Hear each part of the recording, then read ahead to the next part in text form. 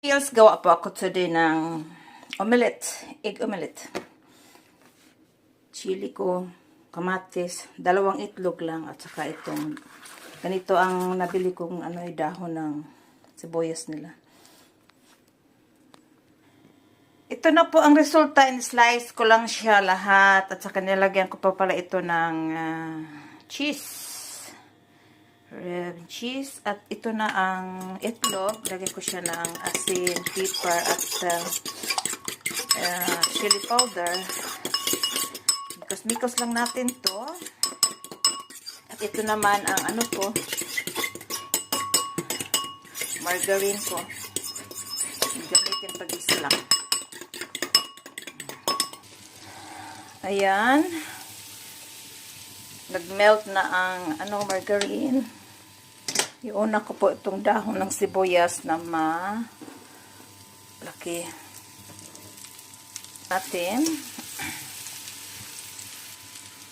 So, natin yung chili. Haluin lang natin. And the next is yung kamatis. Ang bango.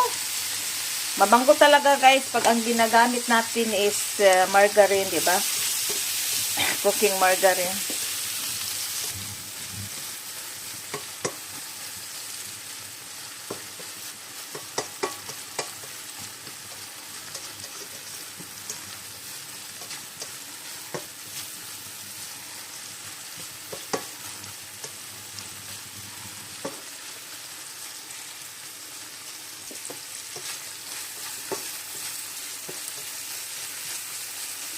Ayan, medyo luto na itong ko.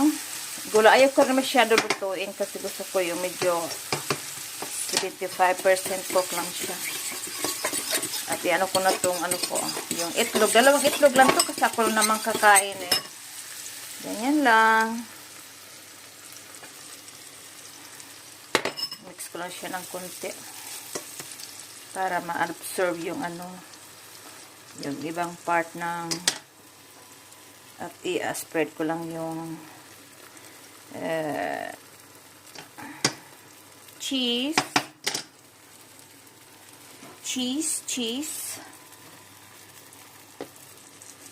Ayan. Sayang nito. Ayaw ko talaga mag-iwan-iwan ng mga kasi ang mahal lahat ng bilihin today is napakamahal. Grabe talaga. Napakamahal ng bilihin. Ayan na guys, nag-melt na